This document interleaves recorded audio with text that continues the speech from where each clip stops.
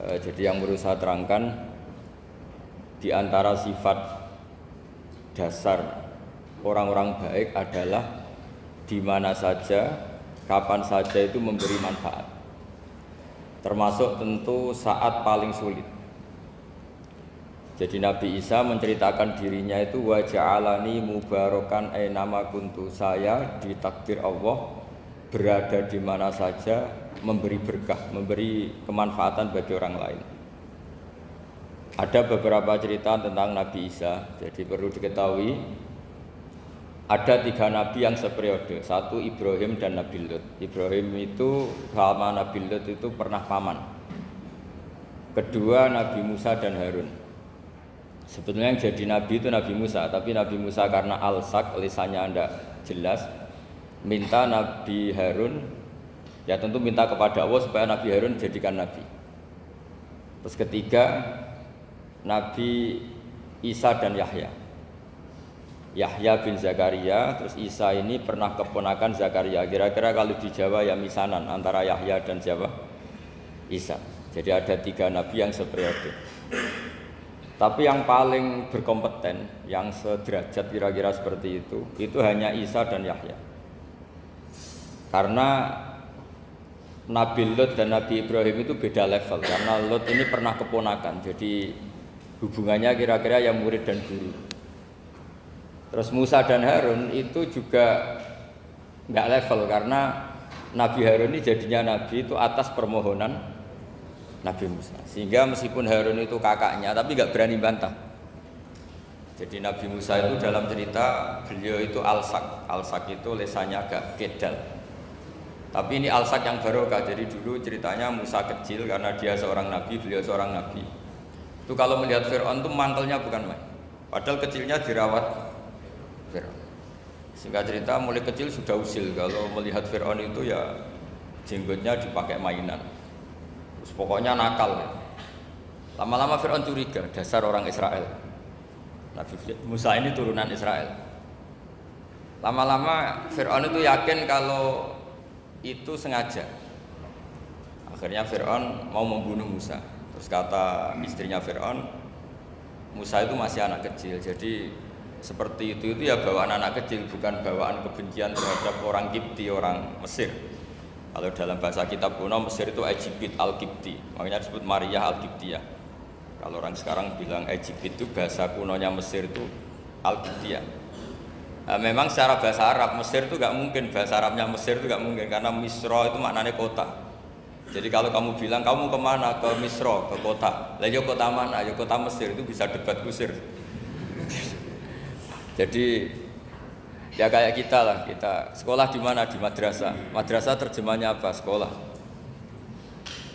Nah, kemudian oleh istrinya Fir'aun ya gini saja, buktikan kalau Musa itu masih anak kecil. Masyhur itu dalam cerita dikasih bara api sama apel. Sebenarnya Musa kecil ini sudah pinter mau milih apel. Sama malaikat Jibril diarahkan tangannya itu ngambil apa? Bara api terus dikunyah. Itu yang menyebabkan lisannya Musa itu alsak, agak pelak. Nah ketika jadi Rasul itu akan repot karena nanti harus pakai penerjemah. Jadi seorang Rasul tapi lisannya tidak apa? Cakap. Akhirnya Nabi Musa realistis ngendikan ketika diutus, wa akhi Harun wa afsahu minni lisanan fa arsilhu ma'iyarid ayyusaddiquni inni akhafu ayyukadzibun. Ya Allah, saudara saya Harun itu lisannya lebih fasih. Tolong jadikan dia Rasul sebagai penguat saya. Akhirnya Allah mengabulkan doanya Nabi Musa, kemudian Harun dijadikan sebagai apa? Rasul. Sehingga meskipun satu angkatan, Harun dan Musa ini enggak level. Artinya enggak level itu ya Harun yang takut Musa. Terus ketiga ini Nabi Yahya dan Nabi Isa. Ini umurnya ya seangkatan, kecerdasannya, jadi nabinya sama-sama mulai kecil. Kita tahu Nabi Yahya termasuk yang diberi khitab Allah, ya Yahya khudil kitaba biquwwah wa atainahul hukma sobiyya. Yahya berpeganglah kitab secara kuat dan dia saya kasih kenabian ketika kecil. Sama dengan Nabi Isa yang disebut wa yukallimun nasa fil mahdi wa kahla. Sehingga karena selevel Dua nabi ini menjadi figur besar dalam manhaj, dalam metode dakwah. Dua, karena masih misanan tadi, kalau Jawa kira-kira mirip misanan. Dua nabi ini kalau memilih satu kampung, itu kalau Nabi Yahya itu milih kalau singgah di satu kampung, Nabi Yahya mesti tanya, orang sini yang paling soleh siapa, yang paling baik siapa. Ya terus singgah atau nginap di rumahnya orang baik tadi. Tapi kalau Nabi Isa enggak, orang sini yang nakal siapa, yang paling beling siapa. Terus Nabi Isa singgah di situ. Akhirnya ada pertanyaan dari Nabi Yahya, lima tanzilu ala syirarin nas. Kenapa kamu selalu singgah di orang-orang nakal? Syiror itu orang-orang nakal. Masyhur itu Nabi Isa menjawab, ana tabibun udawil mardo. Di mana-mana Nabi itu ibarat seorang dokter, kerjaannya tentu menyembuhkan orang-orang yang apa? Sakit. Jadi dua nabi ini sering berdebat, tentu debat yang baik, dan itu menjadi cara Jawa itu punjeri ilmu. Jadi manhaj ilmu besar antara Yahya dan Isa. Begitu juga Nabi Yahya itu kelihatan agak rileks, panik, saking takutnya sama Allah. Kalau Nabi Isa itu rileks, pokoknya kumpul orang-orang nakal itu ya rileks. Akhirnya ada dua pertanyaan sekaligus nanti jadi dua manhaj. Kenapa kamu sering masam itu, sering kalau bahasa Arab itu abasa ya. Terus yang Nabi Yahya balik bertanya, kenapa kamu sering senyum, sering tertawa? Kenapa memangnya? Terus ka'annaka ta'manu min makrillah, kamu sering senyum kayak kami sudah terbebas dari azab Allah, dari ditegur Allah, seakan-akan kamu orang paling benar yang nggak akan salah.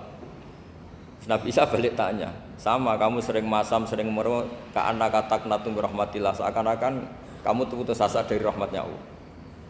Sehingga kemudian itu jadi manhaj besar. Kalau terlalu senyum, ya dianggap orang yang kayak nggak punya perasaan dosa. Tapi kalau terlalu masam, terlalu merenggut, seakan-akan rahmat Allah itu terbatas. Sehingga seakan-akan Allah itu rahmatnya nggak cukup lah untuk mengelola manusia ini. Sehingga itu jadi metode besar yang masyhur itu dalam sebuah hadis Nabi ngendikan, ulama ummati ka anbiya Bani Israil. Ulama umatku itu kapasitasnya atau fungsinya atau manfaatnya setingkat nabi-nabi Bani Israil. Karena ketika umat ini nggak ditunggui para nabi setelah Rasulullah SAW, itu yang nunggui hanya ulama. Tapi ulama ini sudah cukup mewakili para nabi Bani Israil. Dan banyak syurahul hadis, para penyarah hadis mensarahkan, Nabi tidak ngendikan ulama ummati kamisli seperti saya, tapi ka'ambiyai Bani Israil, bagaimana nabi-nabi Bani Israil. Nabi Bani Israil itu macam-macam, termasuk ada yang tidak nikah, yaitu yang bernama Yahya dan Isa. Delala umatnya Nabi itu ada orang alim alamah yang ilmunya melegenda, yaitu namanya Imam Nawawi. Itu tidak nikah sampai kabudut. Meskipun dalam ajaran syariatnya Nabi an-nikah sunnati, tapi selalu ada orang yang ditakdir tidak nikah karena masyhul, karena sibuk ngurus ilmu. Bukan karena tidak laku, yang jelas itu bukan karena tidak laku. Imam Nawawi itu ganteng, orangnya ya normal, tapi karena sibuk nulis, beliau sampai kabudut itu tidak nikah. Imam Sibawai itu suka sekali sama ilmu, menjadi istri utamanya ya ilmu itu. Dia ganteng, Sibawai itu maknanya tuh apel, dia ganteng sekali, sampai banyak cewek yang seneng. Akhirnya dia nikah, tapi nggak pernah dikumpulin. Dia belajar terus. Ketika beliau ke pasar, dulu nggak ada supermarket, beli kertas, kitabnya dibakar semua sama istrinya. Dikira istrinya terus mencintai dia, malah diceraikan. Itu siapa? Imam Sibawai. Terus ada umatnya Nabi yang paling unik di dunia, mungkin Pak dosen, saya kiai pun nggak bisa niru. Ada orang tuh ganteng sekali, istrinya cantik sekali. Itu tahu-tahu sudah 10 tahun tidak pernah hubungan suami istri. Karena ketika si suami itu tahu istrinya cantik, itu langsung sholat sujud syukur, sholat terus, saking senengnya punya istri cantik. Yang istrinya cantik juga solihah, tahu suaminya ganteng ya terus sholat terus syukur. Itu sampai berhari sampai bertahun-tahun. Terus ketika ketemu, cocokan, dek kita sudah nikah berapa? Terus dilihat, kayaknya sudah 10 tahun, tapi tidak pernah hubungan. Oh itu nggak kebayang, itu ganteng sama cantik. Kalau jelek sama jelek itu mungkin. Yang satu bilang naudzubillah, satu itu kan nunggu rafa saja. Ini enggak ganteng sama cantik. Nah, kenapa kualitas ulamanya Rasulullah itu bisa seperti Nabi Bani Israel? Karena agama ini, umat ini sudah ada ditunggui para nabi.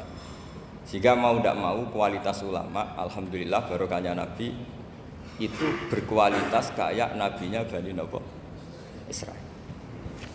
Nah, ini penting sekali saya utarakan supaya dicek saja. Kalau kita nggak percaya, dicek saja dalam hadis-hadis sahih. Misalnya begini, ketika Nabi memenangkan perang Badar, itu ada Asra Badrin, tawanan-tawanan perang Badar. Nabi suka musyawarah, suka rembukan. Ya Abu Bakrin, menurut kamu tawanan ini diapakan? Kata Abu Bakar, hum asyiratuka, mereka itu keluarga engkau, orang-orang Quraisy. Ya dibebaskan saja, pakai tebusan. Nanti uang itu kita kelola supaya jadi penguat Islam, dan orang-orang ini merasa utang jasa karena harusnya dibunuh tapi kita bebaskan. Terus tanya, bagaimana kamu ya Umar, menurut kamu? Kata Umar, ini kan orang-orang yang dulu ingin bunuh kamu, yang ingin menghabisi jenengan, ingin dan sudah ngusir jenengan. Ya setelah ketangkap ya dibunuh, kok repot. Apa kata Rasulullah? Rasulullah spontan ngendikan, inna masalah kayak Abu Bakrin kamasali Ibrahim, kamu ibarat kayak Nabi Ibrahim. Izqala faman tabi'ani fa innahu minni wa man asani fa innakal ghafurur rahim. Jadi Nabi Ibrahim itu unik, melihat umat itu sesyafakoh itu. Syafakoh itu banget sayangnya. Nabi Ibrahim cara berpikir, faman tabi'ani fa innahu minni, orang yang ikut saya ya Allah pasti golongan saya, tentu layak masuk surga. Waman asoni, orang yang mendurhakai saya, fa innaka ghafurur rahim, engkau maha pengampun. Bukan yang mendurhakai langsung masuk neraka, enggak, engkau maha pengampun. Wa masaluka ya Umar kama salin Nuh, isqala rabbi la tadzar ala ardi minal kafirina dajjara. Umar, kamu mirip Nabi Nuh, inginnya semua orang kafir dihabisin. Ya masyhur kan Nabi Nuh itu enggak ingin ada orang kafir sampai ada banjir tufan. Nah kalau sampean tanya bedanya apa dengan garis keras sekarang? Bedanya ya beda sekali. Kalau Nabi Nuh benci sama orang kafir itu diserahkan yang punya, sehingga yang punya yaitu Allah yang menghukum dengan banjir bandang. Tapi kalau kita kan kadang kita bertindak sendiri, jadi potensi disalahkan. Yang jelas dalam hadis-hadis sahih, Nabi Nuh itu tidak bisa mensyafaati karena itu. Ketika diminta ini hadis sahih, bukan ada di Bukhari, ada di Muslim. Karena biasanya kalau di kota itu ditanya ini sahih enggak? Untungnya yang tanya kadang enggak paham, ini alhamdulillahnya, jadi wah repot.